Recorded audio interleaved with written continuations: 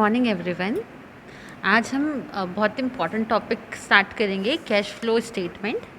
ये जो टॉपिक है ये आपकी एग्जामिनेशन पॉइंट ऑफ व्यू से बहुत इम्पॉर्टेंट है और ये अदर कॉम्पिटिटिव एग्जाम्स के पॉइंट ऑफ व्यू से भी बहुत इम्पॉर्टेंट है। So let's start. Cash flow statement में बेसिकली हम कैश, जितना भी कैश का इनफ्लो होता है और आउटफ्लो होता है उसको देखते हैं। कैश या कैश इक्विवेलेंट में जो भी इनफ्लो होगा और जो भी आउटफ्लो होगा उसको कंसिडर करते हैं। ये हमें बिज़नेस में बताता है कि कहाँ से पैसा आया ड्यूरिंग दी अकाउंटिंग पीरियड, कहाँ कहाँ से पैसा आया, उसने कहाँ यूटिलाइज़ किया है। इसमें सारे ट्रांजैक्शन हम देखते हैं, be it related to your operating activities, investing activities and financing activity. So let's start. A statement of cash flow reveals the movement of cash of a business enterprise for a given accounting period, indicating specifically how much cash was generated, when the cash has come from, and how the cash was used. That is, what has been done with the cash during the accounting period. जो cash flow statement है ये एक ऐसा statement है जो cash का movement दिखाता है। किस टाइम पीरियड में? अकाउंटिंग पीरियड में। ये दिखाता है कि कैश कहाँ से आया है और उसको कहाँ यूटिलाइज़ किया गया है। Thus cash flow statement is a statement of inflow, that is the sources, and outflow, that is the uses of cash and cash equivalent in an enterprise during a specific period of time. Cash flow statement एक ऐसा statement है जिससे cash का जो भी inflow होता है, मतलब कहाँ से पैसा आ रहा है और कहाँ पैसा जा रहा है, कैश और कैश इक्विवेलेंट का सोर्सेज बताता है, यूजेस बताता है during a specific period of time. Such a statement discloses the net effect of operating, investing and financing activity of an enterprise during a period on cash and its equivalent and take into account receipts and disbursement of cash. ये जो statement है ये तीनों activities को consider करता है, operating activities, investing activity, financing activity, और उसका नेट रिज़ल्ट हमको बताता है। ऑपरेटिंग एक्टिविटीज़ में नॉर्मली आता है ऐसे ट्रांजैक्शन जो हमारे normal day to day course में होते हैं। इन्वेस्टिंग जो हमारा फिक्स एसेट्स से रिलेटेड होता है, फिक्स एसेट्स को परचेज़ करना या सेल करना एक्सेट्रा। Financing activities is more related to shares and debentures. ये तीनों एक्टिविटीज़ को हम डिटेल में इसी लेक्चर में कवर करेंगे। सो ये हमको इन तीनों एक्टिविटीज़ का नेट रिज़ल्ट बताता है। With this view, a cash flow statement summarizes the cause of change in cash position of a business enterprise between the dates of two balance sheets. हमें balance sheet में cash के दो figure दिए हुए होते हैं। एक ओपनिंग बैलेंस दिया हुआ होता है, एक क्लोजिंग बैलेंस दिया हुआ होता है। तो ये हमें बताते, सपोज जैसे फॉर एग्जांपल ओपनिंग बैलेंस है 60,000 और हमारा क्लोजिंग बैलेंस है 1 lakh.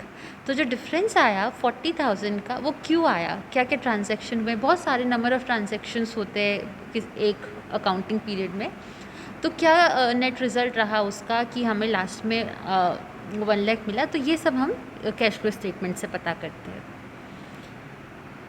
According to AS3, Accounting Standard 3, an enterprise should prepare a cash flow statement and should present it for each period for which financial statement are prepared. Accounting standard 3 के according हर organization को cash flow statement बनाना चाहिए और उसको present करना चाहिए for which financial statement was prepared. तो अब हमने देखा, इसमें हमने 3 मेजर टर्म्स देखी, कैश फ्लो, कैश और कैश इक्विवेलेंट। सबसे पहले हम देखते हैं कैश क्या है। Cash means not only cash in hand but also comprises of demand deposit with banks which are payable by bank when demanded. तो कैश में सिर्फ कैश ही नहीं इंक्लूडेड है, इसमें हमारा जो डिमांड डिपॉजिट है जो बैंक के पास है वो भी कैश में इंक्लूड होता है। अब हम देखते हैं कैश इक्विवेलेंट क्या है। कैश इक्विवेलेंट्स ये जो है ये short term highly liquid investments होते हैं जो कि ईजिली कैश में कन्वर्ट हो जाए। So cash equivalents are short term highly liquid investment that are readily convertible into known amount of cash, so near to its maturity that they present insignificant risk of change in value and interest rate. Generally, only investment with original maturity of 3 months or less from the date of acquisition qualifies as cash equivalent. ऐसे investment जो 3 years तक के लिए होते हैं उसको हम cash equivalent में इंक्लूड करते हैं. मेजरली इसमें कैश इन हैंड आएगा, कैश एट बैंक आएगा, करंट इन्वेस्टमेंट्स आएंगे, शॉर्ट टर्म इन्वेस्टमेंट या और मार्केटेबल सिक्योरिटीज़ आएंगे, और इसी में हमारे चेक्स और डिमांड ड्राफ्ट्स भी इसी में आते हैं. Now let understand the meaning of cash flow. Cash flows are cash inflow and outflow of cash and cash equivalent. Flow of cash is said to be have taken place when any transaction make changes in the amount of cash and cash equivalent available before happening of transaction. Cash flow में हम दोनों ही चीज़ें लेते हैं, cash का inflow भी और cash का आउटफ्लो भी. फ्लो ऑफ कैश कब कहते हैं हम? जब किसी भी ट्रांजैक्शन से हमारे जो कैश के अमाउंट में फ़र्क पड़ता है तो हम उसको फ्लो ऑफ कैश कहते हैं. चाहे वो इंक्रीज़ हो डिक्रीज़ हो वो हम बाद में देखते हैं. तो किसी भी ट्रांजैक्शन की वजह से अगर हमारे कैश में कोई भी चेंजेस होता है उसको हम फ्लो ऑफ कैश कहते हैं. If the effect of transaction results in increase of cash and it's equivalent it is called as inflow. किसी भी ट्रांजैक्शन से अगर हमारा कैश का बैलेंस इंक्रीज़ होता है, कैश और कैश के इक्विवेलेंट का जो अमाउंट है वो इंक्रीज़ होता है तो हम उसको इनफ्लो कहते हैं. और अगर किसी भी रीज़न से वो डिक्रीज़ होता है तो it is known as outflow of cash. Now let's talk about classification of cash flow. As explained earlier, the cash flow statement indicates the cash inflow and cash outflow of cash during an accounting period. On one side of this statement, all those sources are described from whom cash and cash equivalent come in the business or increases these balances. And on the other hand, all those items are mentioned on whom cash is spent or cash balance diminishes. जैसा कि हमने देखा इसमें हम cash inflow cash outflow दोनों ही चीज़ें लेते हैं. तो इसमें एक तरफ तो हम लेंगे जितने भी ट्रांजैक्शन की वजह से हमारा कैश का इनफ्लो हुआ है, हमारा बैलेंस बढ़ा है, और हम वो ट्रांजैक्शन भी में लेते हैं जिसकी वजह से हमारा कैश का बैलेंस डिक्रीज़ हुआ है, जिसको हम कैश आउटफ्लो कहते हैं या यूजेस ऑफ कैश कह सकते हैं. Hence it is essential to know about the various item of sources of cash और inflow of cash and uses of cash or outflow of cash. As per accounting standard third, that revised accounting standard third, the changes resulting in cash inflow and cash outflow arises on account of 3 types of activities, that is operating activity, investing activity, financing activity, as discussed below. जैसा कि हमने पहले ही देखा इसमें तीनों activities include होती है, operating, investing and financing. Accounting standard 3 के अकॉर्डिंग भी जो कैश फ्लो और कैश आउटफ्लो है वो मेनली 3 एक्टिविटीज़ के थ्रू होता है. तो हम सबसे पहले देखते हैं cash flow from operating activities. जैसा कि हमने पहले भी डिस्कस किया, ऑपरेटिंग एक्टिविटीज़ में वो सारे ट्रांजैक्शंस आएंगे जो हमारे नॉर्मल बिजनेस में होते हैं, जो हमारे डे टू डे बिजनेस में जो भी ट्रांजैक्शन होंगे वो हमारे ऑपरेटिंग एक्टिविटीज़ में आएंगे. So operating activities are the principal revenue producing activity of an enterprise and other activity that are not investing and financing activity. ये जो एक्टिविटीज़ है ये हमारा रेवेन्यू जनरेट करने के लिए सबसे मेन जो एक्टिविटीज़ है वो यही होती है, इसी से हमारा मेन रेवेन्यू जनरेट होता है. और ऐसी सारी एक्टिविटीज़ जो इन्वेस्टिंग और फाइनेंसिंग नहीं है वो ऑपरेटिंग एक्टिविटीज़ में हम इंक्लूड करते हैं. Hence these are results of those transaction and event that determine the net profit और लॉस. ये उन ट्रांजैक्शन का, ये एक्टिविटीज़ जो है ये उन ट्रांजैक्शन का और उन इवेंट का रिजल्ट है जिनसे हमें प्रॉफिट और लॉस डिटरमाइन करने में हेल्प करती है. For example cash receipt from sale of goods और rendering of services, cash receipt from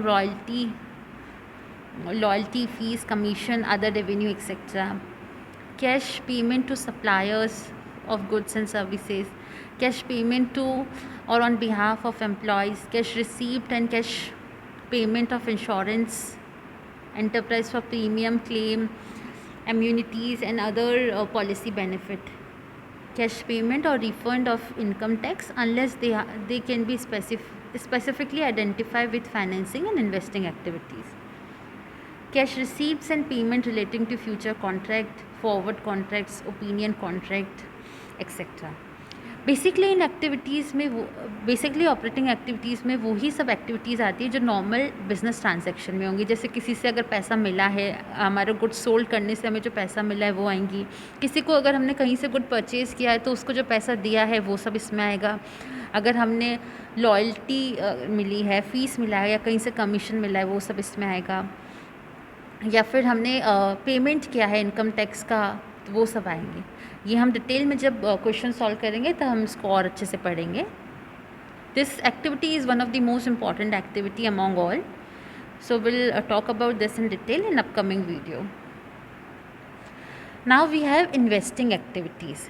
जैसा कि हमने देखा इन्वेस्टिंग एक्टिविटीज़ में क्या आएगा, ऐसे ट्रांजैक्शन जो हमारे फिनिश एसेट्स, फिक्स एसेट्स से रिलेटेड हो. So investing activities include the acquisition and disposal of long-term assets and other investment not included in cash equivalent.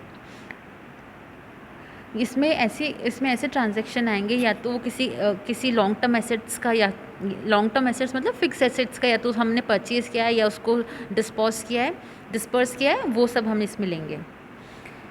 The separate disclosure of cash flow arising from investing activity is important. Example of cash flow arising from investing activities are cash payment to acquire fixed assets. किसी भी अगर हमने fix assets का purchase किया है तो उसके लिए हमें जो पेमेंट किया है वो इसमें आएगा. अगर हमें फिक्स एसेट्स को बेचने से कुछ पैसा मिला है वो इसमें आएगा. अगर हमने cash payment to acquire shares, warrant, debt, instrument of other enterprise and interest in joint venture, ये सब भी इसमें आएगा. और देखो इसमें ये भी लिखा in case of financing enterprise this shall be treated in financing activity. अगर फाइनेंशियल एंटरप्राइज है तो हमने पहले भी डिस्कस किया कि जो शेयर से रिलेटेड जो पोर्शन है वो फाइनेंसिंग एक्टिविटीज़ में आता है. तो नॉर्मली अगर ये मेंशन नहीं है कि ये फाइनेंसिंग एंटरप्राइज नहीं है तो आप इसको इन्वेस्टिंग एक्टिविटीज़ में लेंगे. Otherwise in normal course you will take all the transaction related to shares and debentures in financing activity. So basically इसमें जो भी हमारा फिक्स एसेट से रिलेटेड जो भी ट्रांजैक्शन है वो इसमें आता है. इसको भी हम जब प्रॉब्लम सॉल्व करेंगे तो हम इसे डिटेल में डिस्कस करेंगे. Now comes financing activities. जैसा कि मैंने पहले ही बताया फाइनेंसिंग एक्टिविटीज़ जो है ये शेयर से रिलेटेड है. हम इसको कैपिटल से, शेयर कैपिटल या प्रेफरेंस कैपिटल, ये सब से रिलेट कर सकते हैं. ये इसमें शेयर्स भी आएगा, इसमें डिबेंचर्स भी आएगा. The separate disclosure of cash flow arising from financing activities is important because it is useful in predicting claims of future cash flow by providers of funds to the enterprise. Financing activities are activities that result in change in size and composition of owner's capital. Financing activities में हम वो सब transaction लेंगे जिसकी वजह से हम जो भी ऑनर की कैपिटल है उसके कंपोजिशन और उसके साइज़ में कुछ भी चेंज आएगा तो वो हम फाइनेंसिंग एक्टिविटीज़ में लेंगे. जैसा कि for example cash proceed from issue of shares, cash proceed from issuing debentures, cash repayment of amount borrowed such as redemption of debentures, bonds, preference shares, etc. Cash payment for buyback of shares, cash repayment of short or long term borrowing including redemption of debentures, cash payment of dividends both on preference shares and equity shares, cash payment for interest on long term borrowing like debentures or long term loan, change in bank overdraft and cash credit, payment of preliminary expenses including share issue expenses. Basically इसमें आप अगर share issue करोगे वो इसमें आएगा. जो भी आपको कैश मिलेगा शेयर इशू करने से वो इसमें आएगा. प्रेफरेंस शेयर इशू करने से जो कैश मिलेगा वो इसमें आएगा. Issue by cash proceed from issuing debentures, या कोई लोन आप लेते हो उससे जो आपका पैसा मिलता है वो इसमें आएगा. सिमिलरली अगर आपने कोई रिडम्पशन कर दिया है डिबेंचर्स का तो आपको पैसा वापस देना पड़ेगा, तो जो पेमेंट आप करोगे वो भी इसमें आएगा. अगर कंपनी अपने खुद के शेयर बायबैक कर लेती है वो इसमें आएगा. हमने पहले पढ़ा है कि जो कंपनी है उसको अपने प्रेफरेंस शेयर्स और इक्विटी शेयर्स पे डिविडेंड देना होता है, तो जो डिविडेंड का पेमेंट होगा वो भी इसमें आएगा। और जो लॉन्ग टर्म लोन जो कंपनी लेती है उसके ऊपर जो इंटरेस्ट पे करना होता है वो सब इसमें आएंगे। So that's all for today. अब हम नेक्स्ट लेक्चर में इसको एक प्रैक्टिकल प्रॉब्लम के साथ सॉल्व करेंगे, तो आप लोगों को बेहतर समझ आएगा। Thank you for watching.